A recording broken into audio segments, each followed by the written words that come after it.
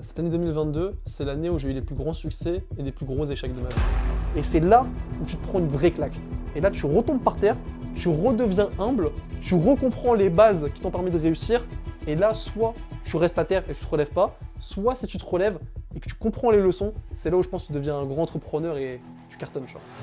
À l'âge de mes 6 ans, je suis parti vivre au Népal avec ma mère. Il n'y avait pas vraiment d'électricité, pas d'eau chaude, elle mangeait un repas par jour, tu vois, J'ai vu, on va dire, un petit peu le vrai monde à ce moment-là. Et je me rappelle quand le client il a payé, c'était la première fois de ma vie qu'on me payait. Et je me suis dit, attends, on va me payer pour que je parle. Je me suis dit, c'est un truc de ouf. Tu sais, je suis allé dans le salon, j'ai crié, j'ai appelé ma mère et tout. Je lui ai dit, maman, mais c'est une dinguerie.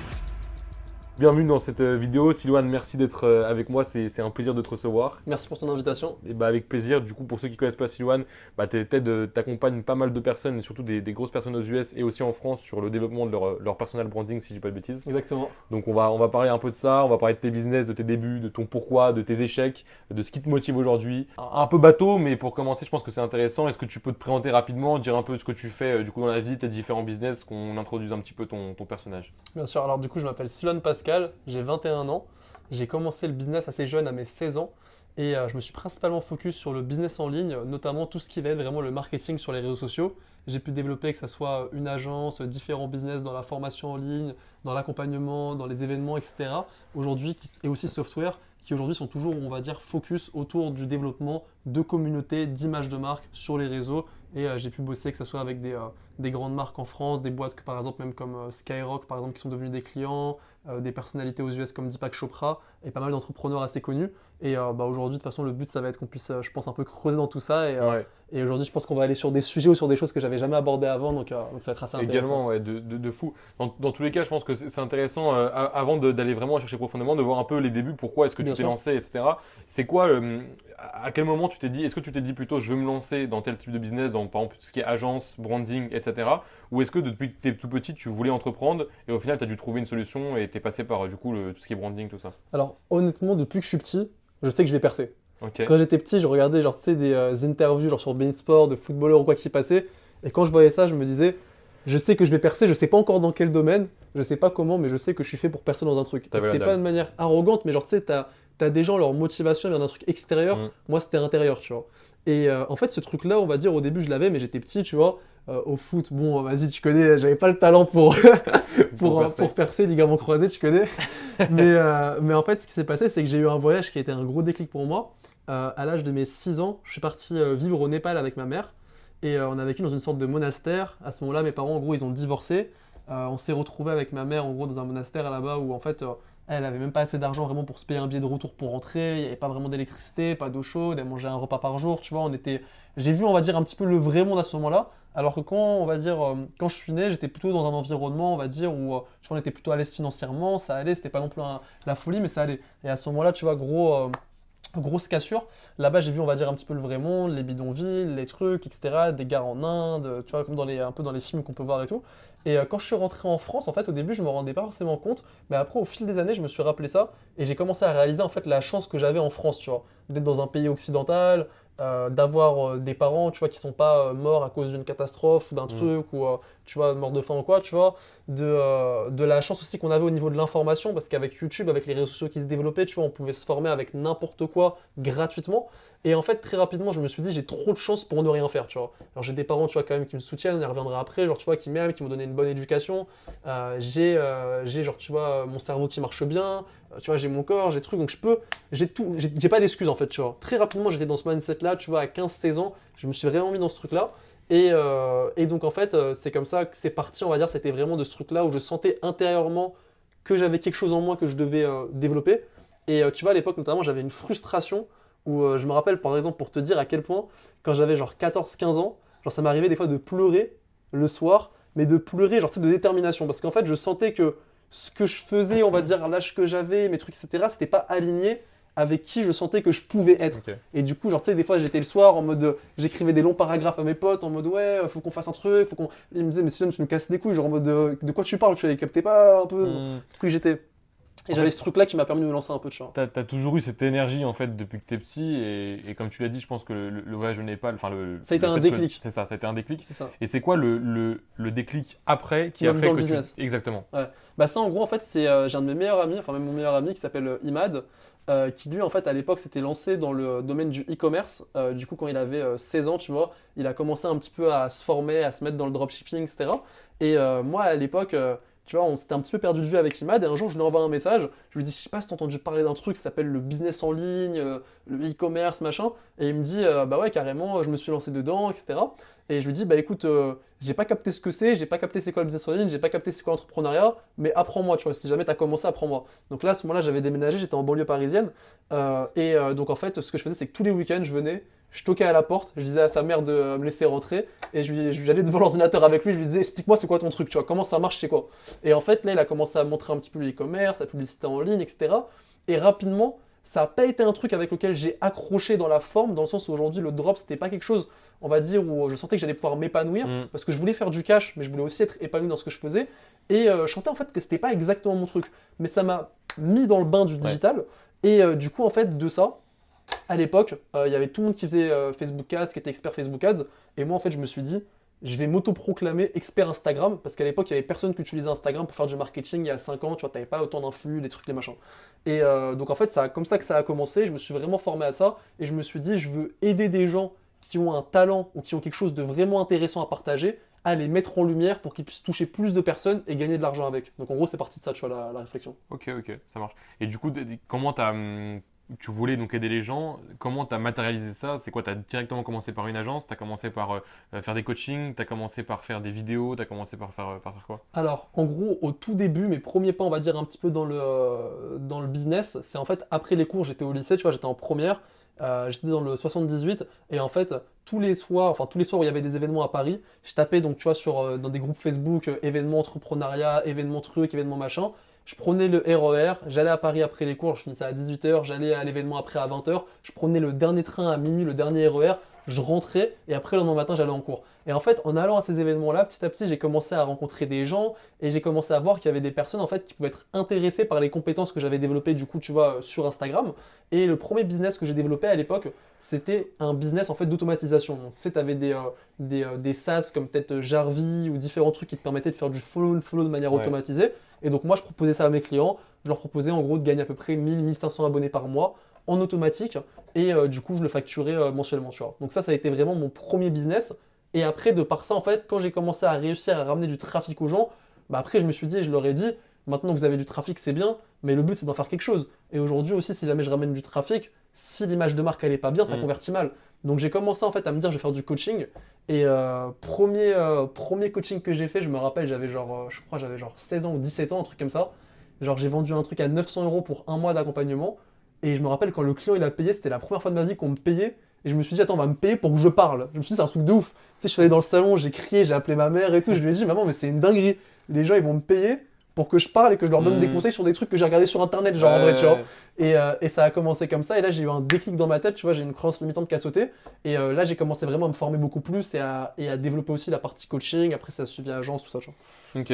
Et là, tu parlais du coup de ta mère. Est-ce que, parce que comme tu disais, t'allais à des événements, donc tu te déplaçais, c'est pas comme si tu fais du drop dans ta chambre que tu restes tout seul. Moi, là, vraiment, tu avais du contact dès le début, donc ça veut dire que tout le monde est au courant autour de toi. Et comment, je sais que parfois c'est compliqué quand tu veux entreprendre à 16 ans, on te dit un peu de rester à ta place, d'adolescent qui va au lycée. Comment tu as vécu ça et comment tes parents et tes proches t'ont soit encouragé, soit du coup t'ont donné pas de la force, mais le contraire, quoi. Bah, moi aujourd'hui, ça c'est quelque chose où j'ai beaucoup de reconnaissance parce qu'aujourd'hui mes parents, tu vois, ils m'ont toujours soutenu. Eux de base, tu vois, ils n'étaient pas spécialement entrepreneurs, ils sont plutôt, on va dire, artistes, ils viennent pas spécialement de famille riche ou quoi, tu vois. Et en fait, depuis que j'ai commencé, depuis que je suis petit, tu vois, ils m'ont toujours aidé à avoir quand même confiance en moi. Ils m'ont toujours encouragé dans mes projets et ils ont toujours eu ce mindset-là où aujourd'hui, quand tu es artiste, t'as pas le côté business, mais tu as le côté où tu veux créer tes propres projets, tes propres idées et te battre pour ça, tu vois. Donc moi aujourd'hui, mes parents, j'ai eu d'énormes chances qu'ils m'aient soutenu et je pense que ça m'a fait gagner beaucoup d'années. Pour te dire, par exemple, le premier livre business que j'ai lu, c'est ma mère qui me l'a acheté, c'était non, c'était pas Père riche, Père pauvre. D'ailleurs, celui-là, il est surcoté à la mort. C'était Réfléchissez et devenez riche. Premier livre à 16 ans que ma mère elle m'a acheté, tu vois. Donc j'ai eu beaucoup de chance pour ça. Parce que je voyais par exemple j'avais des potes à moi au contraire Tu vois, leur mère, c'était l'inverse, tu vois, elle les freinait de ouf. Mais toi, elle croyait en toi et ce que tu faisais. franchement, ouais, elle voulait quand même que j'ai un diplôme, que je fasse un petit peu pour la sécurité au cas où, tu vois, parce que c'est toujours risqué. Et en gros, à l'époque, il y avait aussi, en gros, ma mère, elle voulait que j'ai au moins un diplôme, et après, en gros, je fais mes trucs. Mon père, il était en mode arrête l'école à 16 ans, fais du business et tout. Et mon beau-père, il était en mode fais une grande école de commerce, t'as le potentiel, essaye de faire Sciences Po ou truc, etc. Tu vois. Et ça, c'était famille. Et après, au côté plutôt, on va dire, fréquentation au lycée, ça, par contre, c'était un peu un autre truc, tu vois. C'était, tu vois, tu sais, quand moi, j'ai commencé à me mettre un peu en avant sur les réseaux, j'avais 16-17 ans, je disais, ouais, je vais faire ci, je vais faire ça, je parlais beaucoup. Et tu vois, les gens, ils me terminaient, tu vois, en vrai. Dans la cour, tu vois, les mecs, ils me terminaient. Dans la salle de classe, les gens, ils me terminaient. Genre, mais moi, en fait, je calculais up, tu vois, parce que je savais que j'avais mon truc en tête, je savais là où j'allais, et je savais qu'en mode, s'ils me critiquaient sur certaines choses, c'est juste qu'eux-mêmes n'avaient pas assez confiance en eux et ils reflétaient leur peur sur moi, tu vois. Et ça, je l'avais capté assez rapidement. Donc, en fait, rapidement, j'ai juste pas calculé, je bossais dans mon coin, et tu vois, aujourd'hui, sans être arrogant ou quoi, tu vois, j'ai reçu plein de messages, tu vois, de gens que je connaissais au lycée ou quoi, tu vois, qui m'envoient des messages en me disant, ah ouais, en fait, peut-être toi, t'avais raison, tu vois, sur le truc, l'école, l'entrepreneuriat, tout ça, tu vois. Au final, Donc, on peut dire même que tu es plus mature qu'eux et je pense que c'est quand tu t'intéresses à j'ai vécu des l'entrepreneuriat, expériences différentes c'est en fait, ça. c'est ça. J'ai eu la chance, tu vois, d'avoir ces voyages-là, d'avoir des parents peut-être qui m'ont donné une certaine éducation, même si c'était pas business, mais un certain mindset. Donc, je pense que les autres personnes peut-être n'avaient pas eu cette chance-là que moi j'avais eu assez jeune, tu vois. Hmm.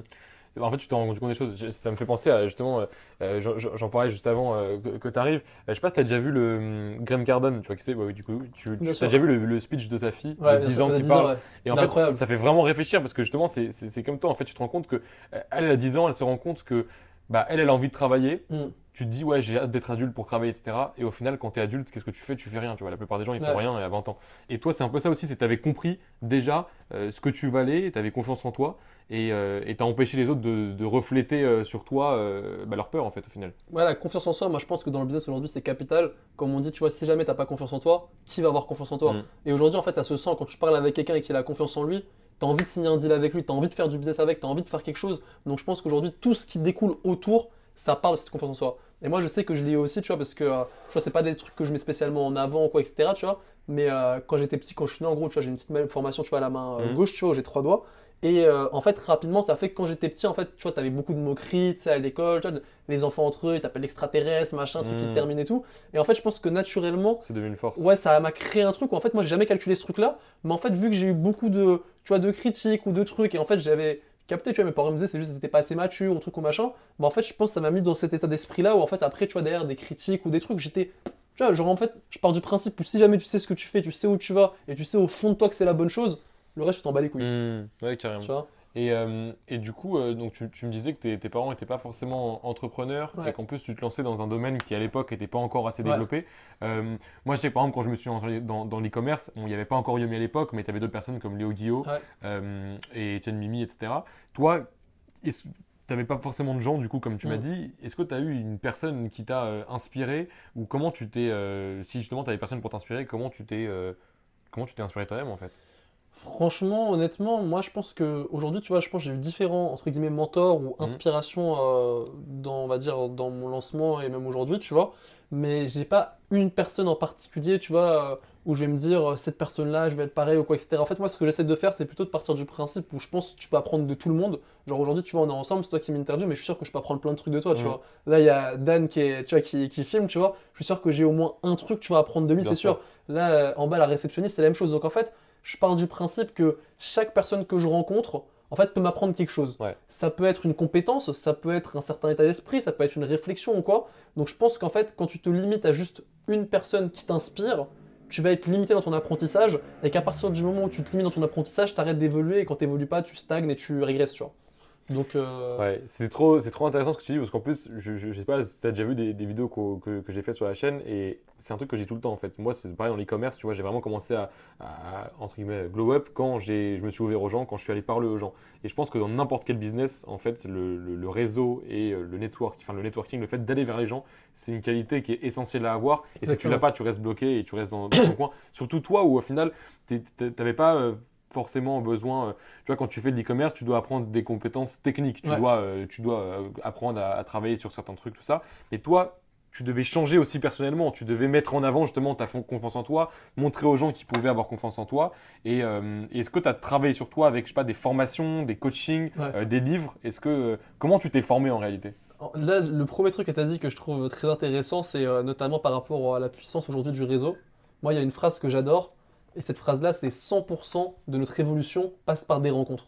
Aujourd'hui, que ça soit un déclic que tu as eu, un échec, une leçon, un apprentissage, ce que tu veux, c'est passé par une rencontre. Même demain, tu trouves un site internet où tu as découvert l'opportunité du dropshipping, tu l'as découvert parce que quelqu'un t'en a parlé ou que tu as vu un mec en parler dans une vidéo. Donc en soi, c'est un petit peu une rencontre. Donc aujourd'hui, vraiment, 100% de notre évolution passe par des rencontres. Et quand tu comprends ça, tu comprends que tu peux pas juste rester dans ton coin tout seul, faire tes trucs, et non, que tu as besoin de t'ouvrir et que c'est comme ça que tu vas aller progresser beaucoup plus rapidement. Donc moi, déjà, ça, la partie réseau, bah, comme je te disais, tu vois, j'allais à beaucoup d'événements sur Paris ou quoi, où je rencontrais des gens, etc. Après, moi, en termes de coaching et de formation, au début, tout ce que j'ai gagné de mes 16 ans à mes 18 ans, j'ai réinvesti 100% dans du coaching, dans de la formation, dans du mastermind.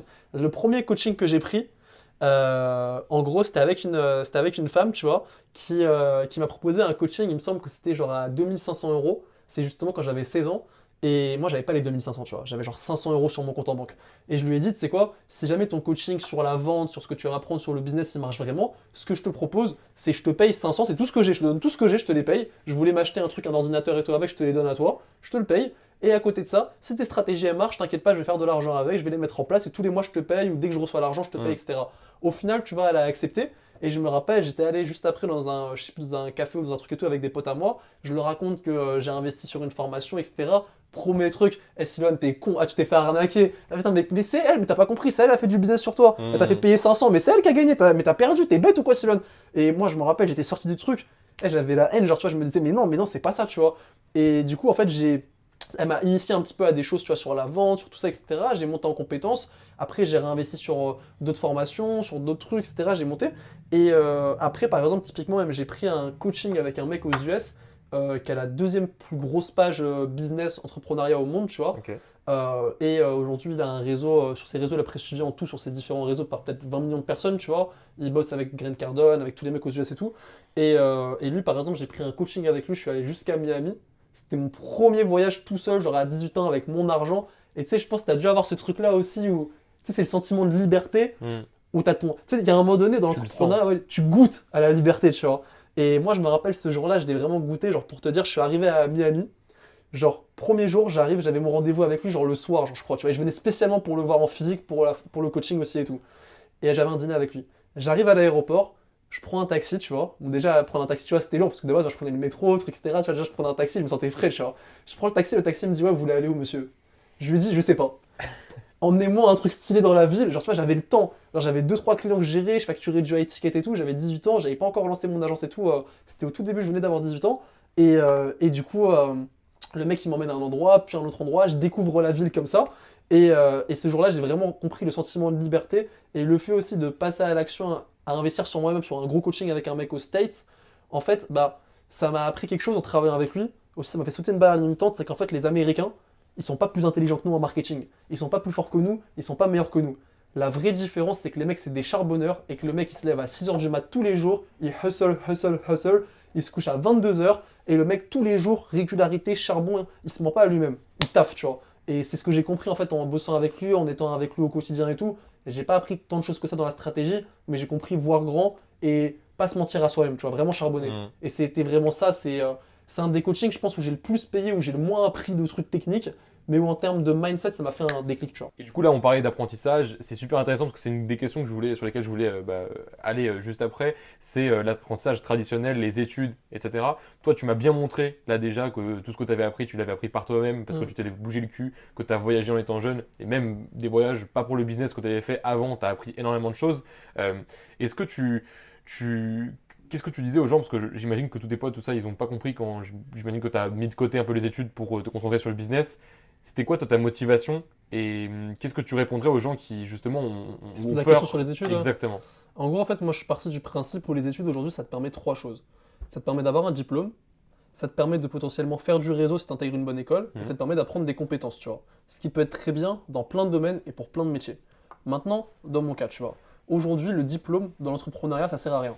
Aujourd'hui, le diplôme, quand c'est toi qui crée la boîte, personne va te demander ton diplôme, les gens vont te demander tes références. Donc aujourd'hui, tes références sont tes diplômes dans l'entrepreneuriat et c'est les gens que tu vas embaucher ou potentiellement tu vas leur demander leur diplôme. Mais moi, demain, je vais signer avec une boîte, ils ne me demandent pas, monsieur, quelle étude vous avez faite. Ils me demandent, monsieur, avec quelle entreprise vous avez travaillé et quels résultats vous avez eu. C'est ça qui compte. Donc le diplôme, je me suis dit, ok, ça sert à rien. Les compétences maintenant. Dans le marketing digital, les écoles sont en retard. Moi, je l'ai vu, genre par exemple, tu vois, à 18-19 ans, j'ai commencé à faire des interventions dans des écoles de commerce pour moi leur expliquer les trucs par rapport aux réseaux sociaux, tu vois. Donc en fait, j'ai très vite capté quand même que aujourd'hui, l'école, il y a plein de domaines où c'est hyper intéressant, mais aujourd'hui, sur la partie marketing pur, ils ne peuvent pas suivre et c'est normal. On le voit aujourd'hui, tu vois, dans le e-commerce, je pense que tu le vois aussi, les tendances, elles changent tous les 6 mois, le marketing, il change. Un coup, tu avais les influenceurs, maintenant, tu as peut-être TikTok, tu as un autre truc demain. Ouais, le programme scolaire, il peut pas suivre. Là, peut-être tu as Twitch, etc. Donc le programme, le temps qu'il se mette à jour, tu n'as pas le temps, etc. Donc aujourd'hui, les compétences, je le savais, j'ai fait une croix aussi dessus sur ça. Et de l'autre côté, le réseau. Moi, j'avais la chance, genre, tu vois, d'avoir ce truc-là un petit peu où j'aimais networker avec les gens, j'avais cette facilité-là et aussi où je me bougeais le cul pour aller aux événements. Et j'ai très vite compris qu'aujourd'hui, les réseaux, soit je pouvais l'intégrer dans une grande école comme Sciences Po, mais qu'elle allait me demander énormément de travail de couper tout le reste, ou alors en allant à des événements et en payant des masterminds, j'allais pouvoir accéder à ça. Donc en fait, j'ai réuni les 3 catégories et je me suis dit, en fait, dans mon cas, il n'y a aucun intérêt de continuer. Et donc j'ai arrêté. Ok, comme ça. Ouais. J'ai arrêté sur ma feuille de vœux. Tu sais, on devait faire Parcoursup, les vœux d'école. Ouais. J'étais le seul de ma classe, j'avais mis 0 vœux. Et genre, tu sais, limite, mon prof, il savait que j'étais dans mon délire. Il était en mode, vas-y, le calculez pas en mode. Il est perché, il est dans son truc, il est dans sa matrix, tu vois. Mais le truc qui est cool, c'est que j'ai plusieurs potes à moi qui ont drop out eux aussi après. On était partis à Dubaï en vacances et tout avec mes potes et tout. Et genre, tu vois, il y en a plein en fait après. Ils se sont dit, ah ouais. En fait, quand ils sont retournés, genre tu vois en cours, ils se sont dit ah ouais non mais c'est pas pour moi, etc. Et du coup, il y en a plusieurs qui ont arrêté les cours, qui se sont lancés dans des boîtes. Par exemple, j'ai un pote à moi, lui il a une entreprise dans la serrurerie, tu vois, donc rien à voir avec le business en ligne, mais ça cartonne, tu vois. Au début d'ailleurs, lui il a voulu se lancer dans le drop, ça marchait pas. Et en fait, il a capté que ça sert à rien de vouloir faire un business à la mode, faut faire un business dans lequel t'es bon. Et aujourd'hui, lui c'est la serrurerie et ça cartonne pour lui, tu vois. Et il y a plein de gens, on va dire un petit peu comme ça, où je dis pas que c'est à 100% à cause de moi qu'ils ont arrêté, mais je pense que de voir quelqu'un qui a pu le faire, ça peut contribuer, tu vois. Et puis ça rassure. Ça rassure montre de que c'est voir possible. que t'es pas à la rue Mais c'est pas fait aujourd'hui. pour tout le monde, tu vois. C'est parce qu'aujourd'hui, en fait, le truc qui est très très dur, et je pense que tous les entrepreneurs se reconnaîtront dans ce que je dis, qu'on drop out comme ça des cours, c'est en gros, en fait, le plus dur, c'est en réalité que quand t'es à l'école, t'as toujours été cadré. On t'a toujours dit, tu dois te lever à telle heure, tu dois faire ça, tu dois apprendre ça, tu dois faire tel devoir. Et en fait, quand tu arrêtes l'école et que tu es livré à toi-même, ce qui se passe, c'est que toi-même, tu dois t'imposer une discipline. Ou si tu veux te lever à midi, tu te lèves à midi. Si tu veux pas bosser, tu bosses pas. Si tu veux te dire que tu fais rien sur le dossier qu'on t'a demandé, tu fais rien. Mais du coup, c'est très dur parce qu'il faut être assez fort mentalement et assez discipliné pour toi-même t'imposer un cadre qui est dur, mais qui va te permettre de réussir. Et ce cadre-là, il est très dur à s'imposer et c'est pas fait pour tout le monde. Tout le monde ne veut pas le faire parce que ça demande beaucoup de charge mentale, tu vois. Ok. Et du coup, si on fait un bond dans le temps Ouais. et enfin, un bond dans le temps, oui et non, c'est que entre aujourd'hui et du coup, ce dont on parle depuis tout à l'heure, c'est-à-dire tes débuts, comment tu t'es lancé, comment tu t'es formé, tu as forcément eu des échecs. Comment tu faisais J'imagine qu'au début, les échecs, ça te fait parfois retomber à zéro. Et comment tu gérais ça et comment tu gères encore aujourd'hui ça quand tu as des échecs? Pour te dire, je vais te prendre un exemple concret. Cette année 2022, c'est l'année où j'ai eu les plus grands succès et les plus gros échecs de ma vie. Je me suis fait allumer sur 2022. Ça veut dire j'avais un wallet, tu vois, où j'avais investi dans pas mal de NFT ou quoi, où je me suis fait hacker, genre tu vois, en mode tout ce que j'avais. Genre j'ai tout perdu. Après, à côté de ça, j'avais lancé aussi un projet en fait où j'étais dans l'équipe du coup d'un gros projet qu'on avait lancé dans le Web3. Et ce projet-là, ça faisait depuis plus d'1 an qu'on travaillait dessus. Et nous, le truc, c'est qu'on était vraiment dans une démarche de faire les choses bien. On a fait tout carré. J'ai des amis à moi investisseurs qui ont investi plusieurs centaines de milliers d'euros dedans. Moi-même, j'ai investi aussi de ma poche un billet, etc. dedans. Et surtout, j'ai mis beaucoup de cœur et j'ai vraiment voulu faire quelque chose. Je me suis dit, aujourd'hui, il y a plein de gens, en fait, soit qui font des projets genre limite scam et qui font beaucoup de cash, ou de l'autre côté, il y a des gens qui ont une bête de vision mais qui comprennent rien en marketing et c'est pété, tu vois. Donc je me suis dit, moi aujourd'hui, je vais faire un truc entre les deux. Et j'ai mis 1 an à bosser dessus. J'ai réuni la meilleure équipe, je pense, aujourd'hui possible du marché. On a charbonné énormément. Entre-temps, ce qui se passe, le marché, il coule, les trucs FTX, machin, etc. On fait notre lancement dans la NFT, soit ça part exponentiel, soit c'est zéro. Nous, c'était la deuxième option, c'était zéro. 0 euros. On a fait juste mode peut-être 10 ventes, on les a remboursées parce qu'à part c'était des potes ou quoi qui avaient mint, on a remboursé les gens qui ont acheté. On est passé en mode en free mint. On a perdu 1 an de travail, plusieurs centaines de milliers d'euros d'investissement en tout avec les investisseurs et tout. Et une forme de crédibilité aussi auprès de la communauté, tu vois. Et ça, quand j'ai enchaîné ça, plus les hacks, plus j'ai eu plein d'autres galères, etc. cette année, tout compris, en fait, je suis retombé à zéro quasiment, tu vois. Genre en mode vraiment, j'ai pris une claque entrepreneuriale où j'ai pris une vraie balle, tu vois. Et en fait, dans ce moment-là, ce qui se passe, c'est déjà le plus important, c'est de comprendre, tu vois, c'est d'apprendre la leçon. Moi, la leçon aujourd'hui que j'ai tirée de cet événement-là, c'est le time to market. C'est aujourd'hui, t'as beau être le plus intelligent, t'as beau avoir la meilleure idée du monde, si t'es pas au bon endroit, au bon moment, c'est mort pour toi. Donc aujourd'hui, le plus important, c'est le time to market. Après, le but, c'est de faire les choses bien, mais si jamais t'es pas au bon timing et que ça te met trop de temps de faire les choses bien, le fais pas. Accepte de ne pas prendre une vague. Accepte aujourd'hui de ne pas prendre une vague, de la laisser passer, de voir d'autres personnes même que tu connais ou quoi, etc. prendre cette vague-là et bien la prendre, et de toi tout simplement attendre la prochaine vague, de regarder derrière toi, la vague d'après tu vas la voir venir et tu vas pouvoir être dedans en premier et te positionner parfaitement. Mais aujourd'hui, moi j'ai fait cette erreur-là, l'erreur du time to market, et en fait genre tu vois, pour te dire, la nuit j'arrivais pas à dormir, et j'avais limite cette phrase-là qui me revenait dans la tête en mode time to market, time to market, time to market, et genre c'était vraiment la leçon que j'ai compris de cet événement-là. Et après ce qui se passe quand tu es dans ça, il y a une chose déjà au début, c'est l'accepter. C'est être lucide sur cette situation, c'est ouais, ok, j'ai perdu ça, et j'en suis conscient, et je l'accepte, et alors? Et c'est se dire, et alors? Moi, en fait, aujourd'hui, à partir du moment où je suis en bonne santé, où ma mère elle est en bonne santé, où mon père il est en bonne santé, où mes meilleurs amis sont en bonne santé, et où j'ai assez pour avoir un toit, manger à ma faim, et voilà, le reste, entre guillemets, je m'en bats les couilles. Dans le sens où aujourd'hui, c'est que du plus, tu vois, c'est que du bonus. Là, déjà, avec ce que j'ai, tu vois, de base, avec le peu que je peux avoir ou quoi, je sais que je peux m'en contenter et je sais que je peux être heureux de ça. Enfin, je vais pas être m'en contenter parce que j'ai toujours vouloir plus, mais je sais que je peux être heureux déjà avec ça. Donc, je sais qu'avec plus, je vais être encore plus, mais voilà. Et aujourd'hui, en fait, en étant dans ce mindset-là, ça m'a permis de vachement, en fait, aujourd'hui, relativiser sur les échecs, d'apprendre les leçons. Et en fait, moi, à chaque fois que j'ai un échec, ce que je fais, c'est que je me dis, tu vois, moi, je suis dans la rentabilité. Je me dis comment je le rentabilise. Je le rentabilise comment? Aujourd'hui, en interview, tu m'invites, ça se trouve aussi parce que peut-être tu as entendu parler d'un échec que j'avais eu ou d'un succès ou quoi. Et en fait, derrière, je me dis comment je vais pouvoir le rentabiliser dans du storytelling. Un jour, je me dis, vas-y, cette aventure-là, bah, c'est génial, je vais pouvoir le raconter. Un jour, ça se trouve dans une interview à la télé. Un jour, alors, je sais pas, un truc de ouf. C'est écrit ton histoire et C'est ça ça, te en fait, définit. ça fait ton failures make storytelling, tu vois. C'est ça le truc, genre, tu vois, c'est tes échecs font ton storytelling.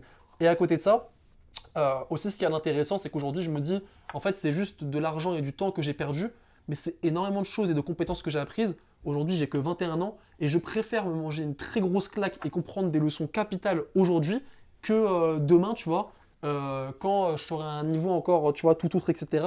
Et là, la claque, elle fait encore plus mal. Aujourd'hui, en plus, tu vois, je suis à un âge où tu vois, je suis jeune, j'ai pas genre en mode, tu vois, d'enfant ou quoi, j'ai pas de grosses responsabilités, j'ai envie de dire, mis à part moi-même, tu vois. Donc, je peux me permettre de faire ça. Et au contraire, je pense que c'est génial d'avoir des leçons comme ça, pas des échecs, mais des leçons. Et qu'il faut des fois prendre. Je pense que dans l'entrepreneuriat, tu es obligé de manger des grosses claques, tu vois. Enfin, au moins une.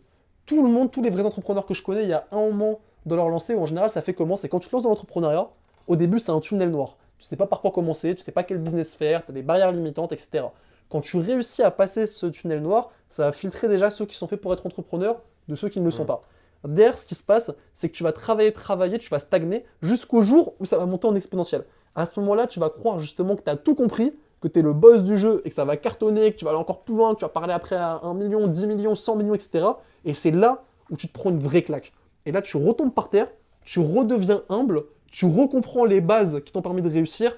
Et là, soit tu restes à terre et tu te relèves pas, soit si tu te relèves et que tu comprends les leçons, c'est là où je pense que tu deviens un grand entrepreneur et tu cartonnes. Tu vois. Ouais, c'est super intéressant ce que tu dis. En plus, il y a un truc dans lequel je me suis vraiment reconnu, c'est quand tu as dit qu'il faut rentabiliser l'échec. Ouais. Moi, je sais que pareil, 2022, ça a été une année qui était super compliquée.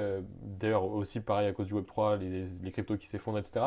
Plein d'autres trucs aussi. Et à un moment, je me suis dit, là, t'es trop bas, faut que tu fasses une vidéo où tu parles de ta situation actuelle. Et comme ça, le jour où tu sais que tu seras très très loin de ça, bah, tu pourras t'en servir et ton échec, il sera très très vite rentabilisé. Et ça, c'était un truc intéressant que tu as dit. Et deuxième chose aussi, ouais, tu tires de tes échecs justement pour avancer. Et en fait, l'échec n'en est qu'un. Ça peut pas être un échec partout. Ça peut être un échec financièrement, comme tu as dit, tu vois, tu as perdu tes cryptos, mais au final, tu t'es En fait, dit. c'est une leçon. Exactement. Si j'ai perdu, c'est par exemple, moi aujourd'hui, par exemple, dans la crypto, tu vois, j'étais pas assez vigilant, tu vois. On m'a toujours dit de faire attention à la sécurité, je m'en battais les couilles de la sécurité, tu vois. J'avais acheté une Ledger, je l'avais jamais ouvert ou quoi, tu vois. Donc aujourd'hui, ça m'a fait comprendre une leçon. En fait, ce qu'il faut se dire, c'est que si jamais tu as une échec ou tu as quelque chose qui t'arrive, c'est qu'il y a toujours un bien dans un mal et qu'en gros, aujourd'hui, c'est que tu devais apprendre une leçon à travers ça. Et des fois, c'est dur de l'apprendre, mais quand tu es dans ce mindset-là, entre guillemets, en fait, à la fin, tu arrives à un moment donné, je pense, dans l'entrepreneuriat, on peut te mettre des claques. Le but, c'est pas de te recevoir des claques et de rien faire. Le but, c'est de les esquiver. Ouais. Mais en fait, quand t'en prends, ça te fait. En fait, tu sais que ça fait partie du jeu. Tu m'en prends une, c'est pas grave, je me relève. Tu m'en remets une deuxième, c'est pas grave, je me remets. Tu m'en remets une troisième, c'est pas grave, je me relève. Jusqu'au moment où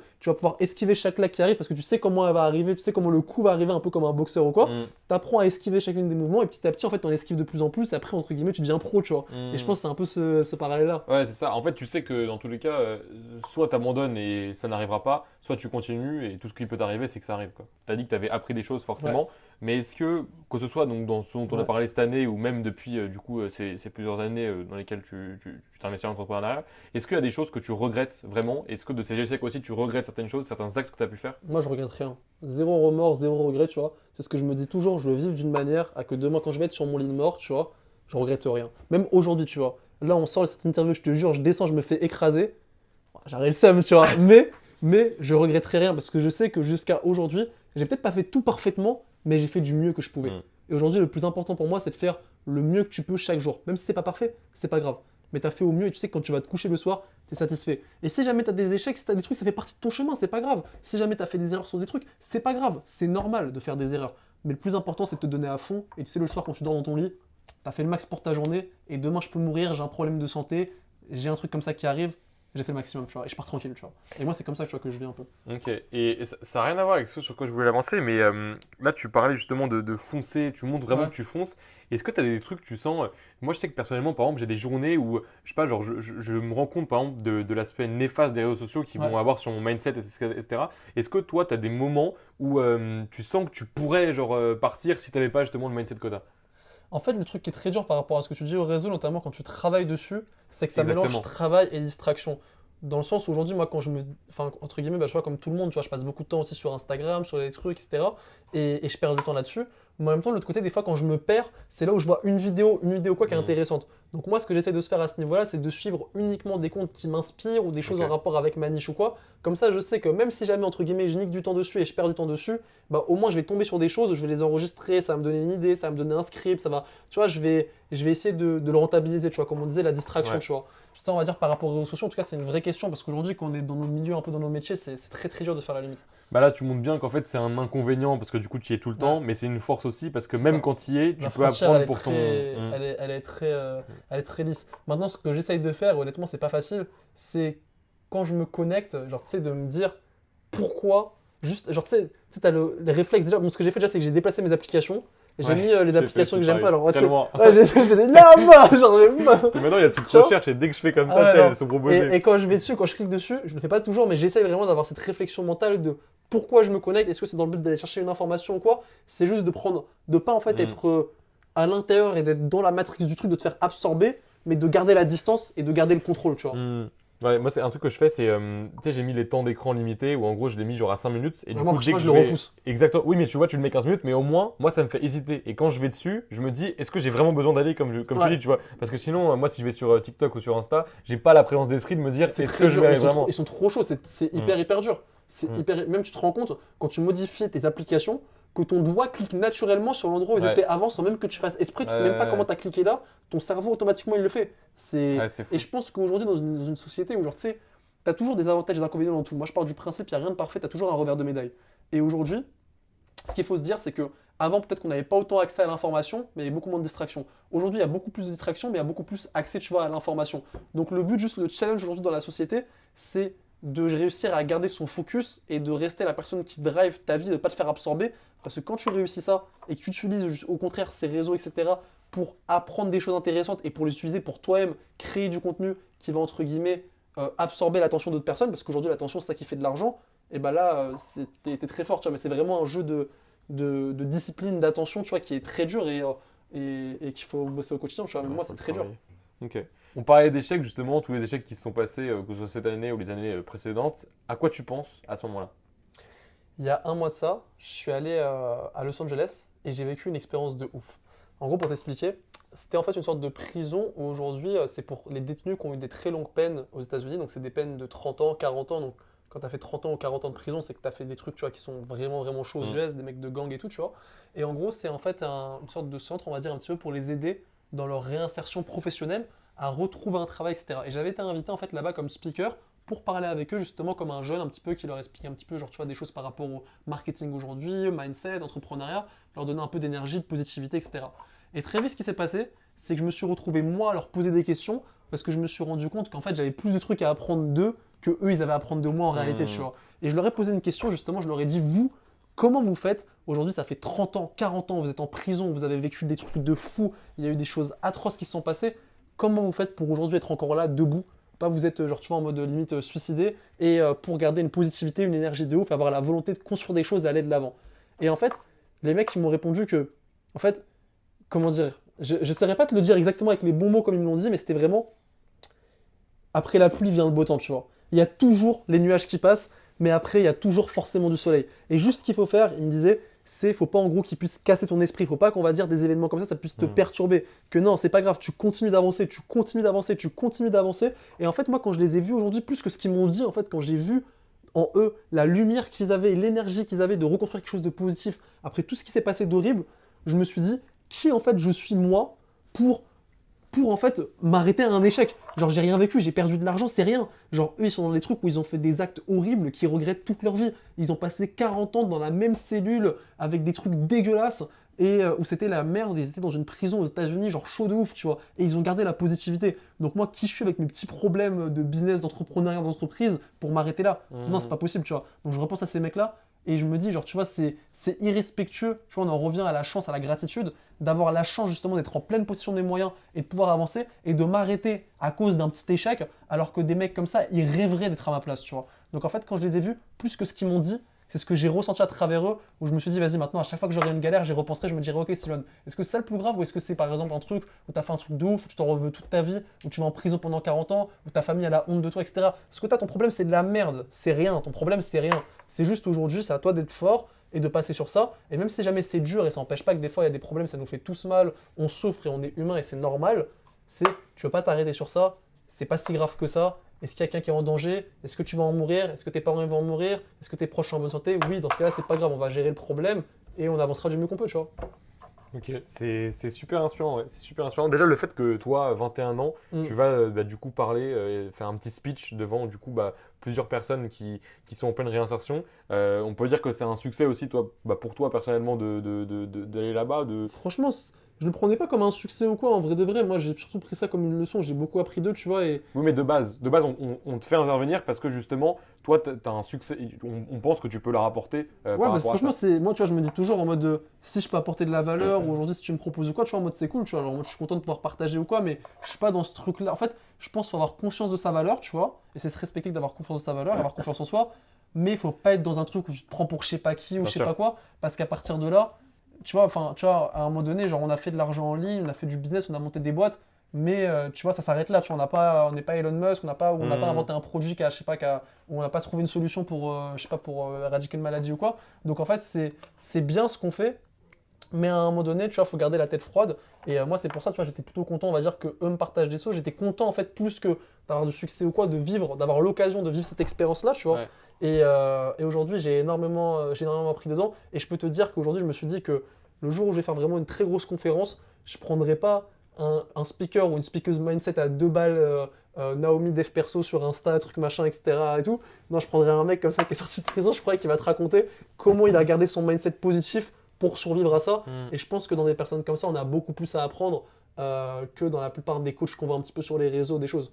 Ah, surtout que la prison, c'est l'échec extrême. C'est le fait où tu es bloqué. Et c'est la résilience. Aujourd'hui, sortir de prison et faire les choses bien, avoir une vraie volonté de reconstruire sa vie, c'est une énorme forme de résilience. Et je pense que dans l'entrepreneuriat, une des meilleures qualités, on en parlait tout à l'heure, tu te prends des claques. Aujourd'hui, que ce soit toi, je pense que tu as eu des gros échecs. J'en ai eu des gros. N'importe quel entrepreneur en a eu des gros. S'il dit le contraire, c'est un mytho. Tu es obligé d'avoir de la résilience. Et je pense qu'aujourd'hui, tu vois, c'était une belle leçon de résilience. Tu vois. Ok, trop bien. Et du coup, pour aller du côté plus positif cette fois, j'imagine qu'il y a eu quand même beaucoup d'objectifs qui ont été atteints durant ces dernières années. Est-ce qu'il y a un objectif que tu as atteint, quelque chose dont tu as été très très fier récemment? Franchement, ce que je suis fier, c'est genre, tu vois, un matin, je me suis réveillé, genre, tu vois, j'avais mon père, il m'a envoyé un petit message en mode, ouais, en mode, je suis fier de toi pour ce que tu fais. Tu vois, je bosse aussi avec mon père, en gros, lui, il est beaucoup il est aux États-Unis, dans le business justement du coaching, de la méditation, et un peu, on va dire, plus coaching, mais plutôt, on va dire, orienté autour de la spiritualité, etc. Et genre, tu vois, je l'accompagne aussi pour l'aider à avoir des clients, à se développer, à faire en sorte que son projet, tu vois, et son activité, tu vois, elle marche bien. De l'autre côté, je collabore des fois aussi un petit peu avec ma mère sur des trucs, etc.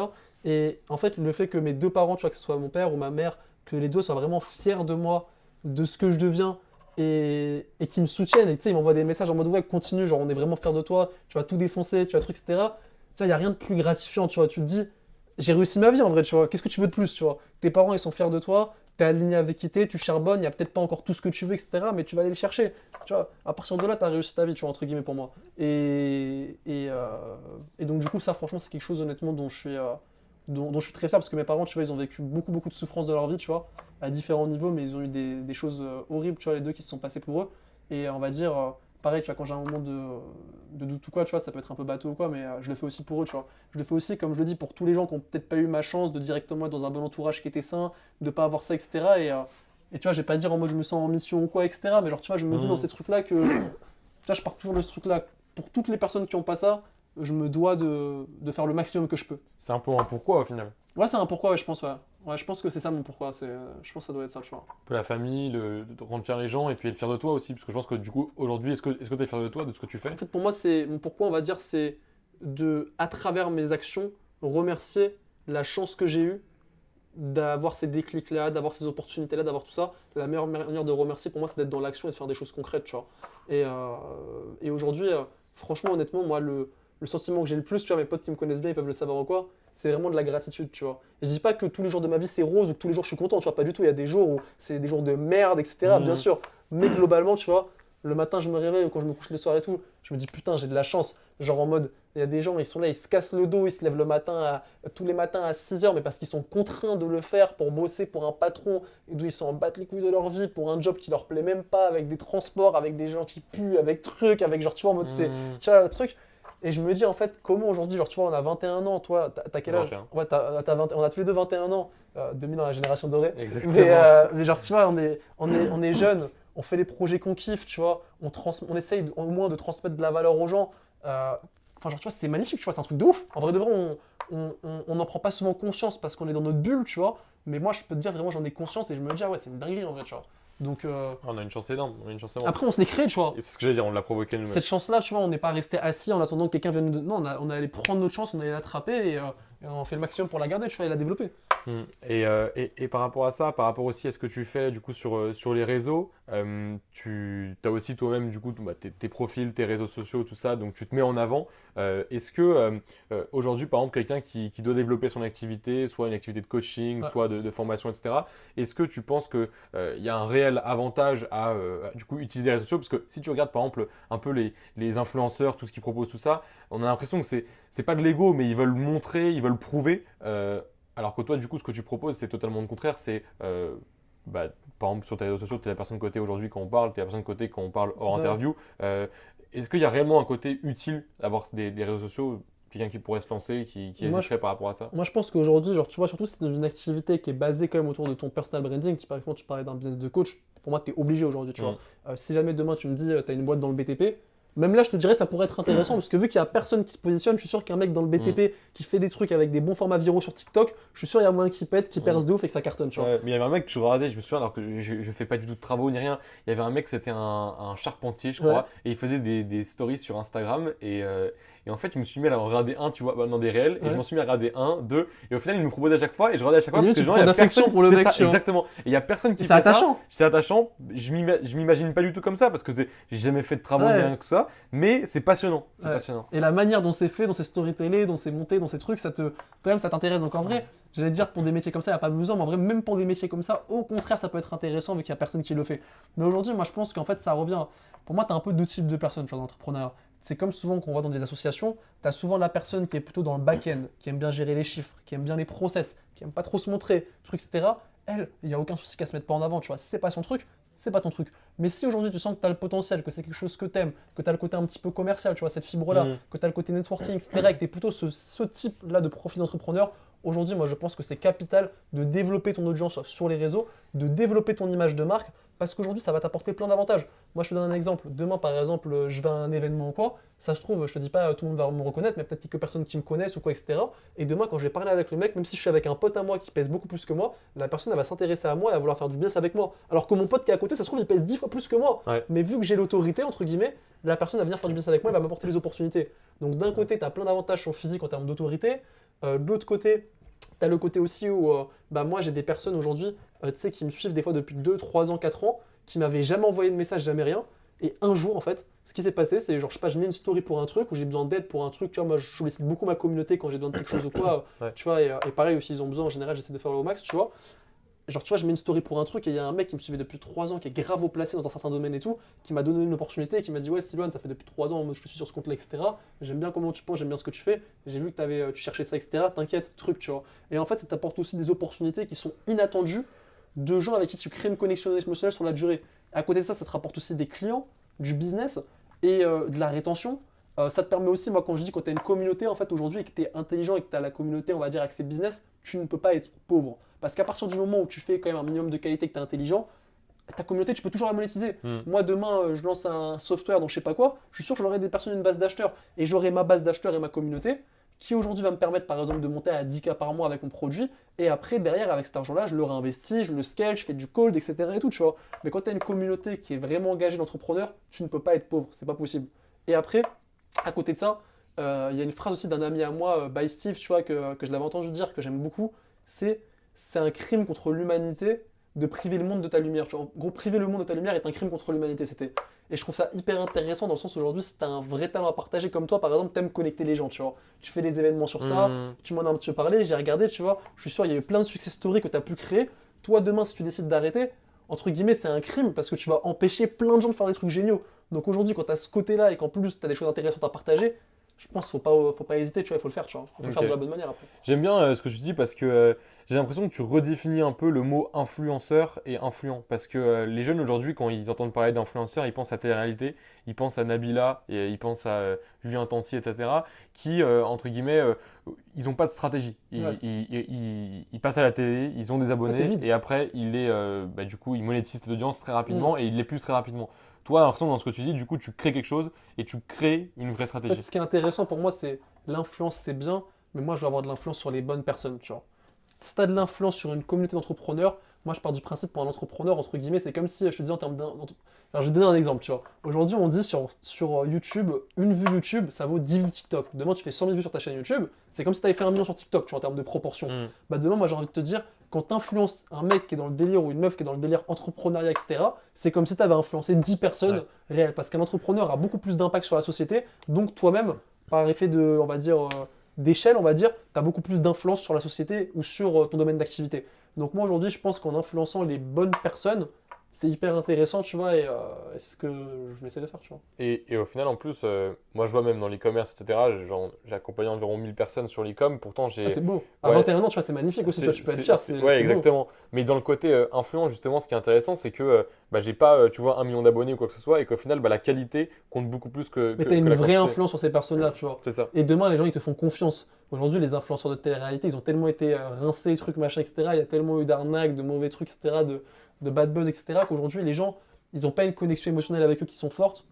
Et je pense qu'au contraire, c'est pas le cas. C'est l'inverse, tu vois, avec des communautés comme un peu ce qu'on développe. Il y a quelque chose que je mets aussi énormément en avant dans la vie de tous les jours, sur ma chaîne et dont on a parlé, c'est le réseau. Le réseau, je pense que c'est essentiel. Je pense que tu es d'accord avec moi que sans réseau, il y aura 100% de notre révolution passe par des rencontres. Exactement. Et du coup, tu parlais d'événements quand tu as commencé. Tu es allé à des événements. Est-ce que tu as du coup des conseils pour quelqu'un qui est soit quelqu'un qui est normal, même quelqu'un qui est timide pour pouvoir développer son réseau? Bah déjà, je pense que le premier truc à te dire, c'est au début, tu n'as rien à perdre. Dans le sens où aujourd'hui, tu vas parler à quelqu'un que tu connais pas. La personne, tu vois, on va dire, au pire, elle ne veut pas parler avec toi, il n'y a pas de souci. Mais ce qu'il faut se dire, c'est qu'en fait, la plupart des gens, la plupart du temps, quand les gens veulent développer leur réseau et qu'ils veulent aller à des événements, ils ont la peur d'aller parler à d'autres personnes. Mais ce qu'ils ne comprennent pas, c'est qu'en fait, tous les gens qui sont dans la pièce de l'événement, s'ils sont venus, c'est aussi pour faire du réseau. Donc au contraire, les gens, ils ont envie que tu viennes leur parler, ils ont envie que tu inities la discussion, ils vont pas te recaler ou quoi. Donc déjà, c'est un peu d'avoir ce switch-là, un petit peu de mindset et de comprendre que quand tu vas à des événements comme ça, les autres personnes sont dans le même état d'esprit, donc ils ne vont pas te juger si tu viens leur parler, c'est le but de l'événement. À côté de ça, je pense aussi que ça va être beaucoup une question d'énergie. Aujourd'hui, tu vois, que ce soit ton personal branding ou la manière de networker ou quoi, ce que les gens ils se rappellent, même plus que ce que tu dis, c'est ton énergie, tu vois. C'est aujourd'hui, qu'est-ce que tu dégages? Qu'est-ce que tu ressens? Genre aujourd'hui, on parle ensemble. Est-ce que l'énergie, par exemple, que je vais te transmettre, ou est-ce que tu vas me transmettre, est-ce qu'elle va me marquer? Est-ce que je vais m'en rappeler? Et ça ne veut pas dire que tu es obligé de faire des grands mouvements, de parler vite, de parler fort, non. Mais est-ce que ton énergie, elle est impactante? Est-ce que je ressens quelque chose ou pas? Donc ça va être un petit peu de travailler sur son énergie. Ça, après, je pense que ça vient par rapport aux expériences que tu vis, aussi peut-être à ton hygiène de vie, au sport, à différentes choses, on va dire comme ça, ta confiance en toi, etc. Mais vraiment avoir un bon niveau d'énergie. Et après, d'être dans une logique aussi où, au début, faut pas être direct dans une logique, genre, tu vois, de business. Aujourd'hui, les meilleurs deals que tu vas faire, c'est dans des cadres informels. Les meilleurs deals, comme on dit, ils se font pas dans des bureaux, mais ils se font au restaurant, en boîte de nuit, en vacances. C'est là où tu fais les vraies rencontres, tu vois, où tu trouves tes vrais associés, des personnes avec qui, des investisseurs et tout. C'est dans ces cadres-là, on va dire en général. Donc je pense qu'aujourd'hui, c'est aussi être un peu sur de l'informel, essayer de créer une connexion sincère avec la personne, et après, naturellement, ça va découler sur du business. Essayer de plus donner que de prendre au début, ça va activer de la réciprocité, et ça va te permettre après que toi, le jour où tu as besoin de quelque chose, d'avoir ce que tu recherches, tu vois. Ok. Et d'entretenir aussi les réseaux, je dirais.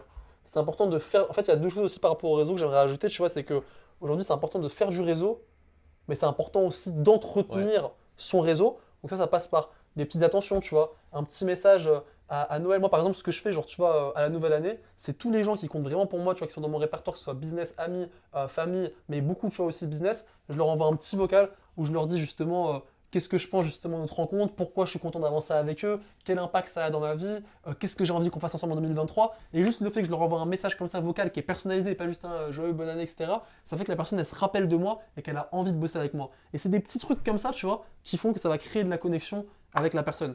Et à côté de ça aussi, ce qui va être important, c'est que tu as les profils des mecs qui sont bons techniquement, mais qui ont peur de développer leur réseau, d'aller parler et tout. Mais tu as aussi des profils où les mecs, c'est des gros brasseurs de vent, ils ont plein de réseaux, ils prennent des photos avec tout le monde, je sais pas quoi, mais le mec, il fait pas de chiffres, tu vois. En vrai, le mec, il est broke, tu vois. Donc en gros, après, faut faire du réseau, faut l'entretenir, mais après, il faut aussi faire quelque chose avec son réseau. Dans le sens où aujourd'hui, connaître plein de gens, c'est bien, mais le but, c'est de connaître plein de gens pour faire des choses concrètes, tu vois. Donc aujourd'hui, ce qui va être important aussi, c'est d'avoir toujours, on va dire, le juste baromètre entre faire du réseau et build, tu vois. Parce qu'en fait, plus tu vas build, plus tu vas construire, plus les gens auront envie de faire du réseau avec toi. Et plus tu vas avoir du réseau, plus ça va te permettre de build aussi. Donc en fait, si jamais tu te focuses que sur construire et que tu négliges ton réseau, c'est pas équilibré. Et si tu te focuses que sur le réseau, mais que derrière, tu n'as rien de concret, c'est pas équilibré. Donc le but, c'est de lever les deux, tu vois. Ok. Et est-ce que par rapport à ça, j'imagine que toi, tu continues aujourd'hui parce que tu as déjà un bon réseau, est-ce que tu continues de développer ce réseau? Alors, je l'ai énormément développé ces dernières années. Honnêtement, je pense qu'un peu dans notre génération, un peu d'entrepreneurs, dans notre milieu, je suis peut-être une des personnes qui a le plus de réseau. Je pense qu'aujourd'hui, tu vois, je suis à une connexion ou deux connexions de n'importe quelle personne influente limite sur Terre, genre un Obama. Ok. Je suis à une connexion par exemple de Obama.